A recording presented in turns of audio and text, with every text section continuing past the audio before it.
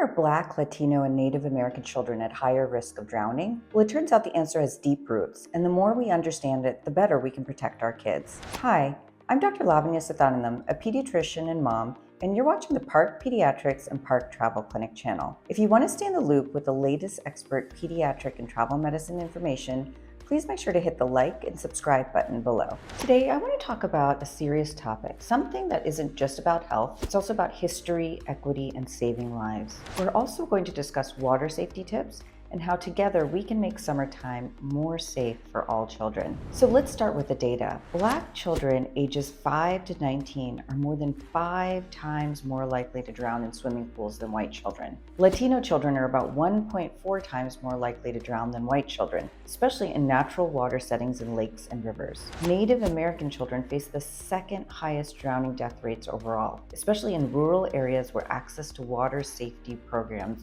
are severely limited. And drowning remains the leading cause of accidental death for all children ages 1 to 4 across all groups. And these aren't just statistics. These are preventable tragedies that disproportionately affect children of color. And to understand why these disparities exist, we really have to look back at history. In the early to mid 1900s, swimming pools were built across America, but Black families were excluded from most of them. Even after desegregation laws passed, many cities closed their public pools rather than allow integration. Native American families often lived in rural areas without access to community pools or swim instruction. In some cases, tribal lands lacked even basic infrastructure for water safety programs. Meanwhile, Latino families face their own challenges. Fewer community resources in heavily Latino neighborhoods, language barriers, and low-cost programs that simply weren't available nearby. So this lack of access meant many families didn't have the opportunity to learn to swim, created fear, trauma, and a cycle that repeats generation after generation. Even in our very own backyard in Glen Echo, Maryland, Glen Echo Park tells a very powerful story.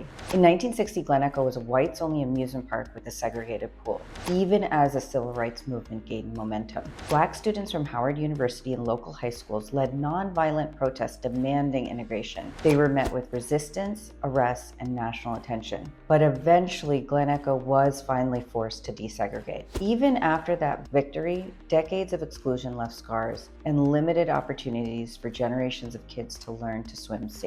So let's fast forward to today. We've reviewed why minority children have higher rates of drowning and reviewed some of the historical factors as to why this occurs. So what can we do about it? Well, there are some changes that we can support on a family and community level that can help make a difference. 1. Start swim lessons early. The American Academy of Pediatrics recommends swim lessons that can start as early as age 1 through age 4. Look for low-cost programs at local YMCAs, Boys and Girls Clubs, or through local government recreation departments. 2.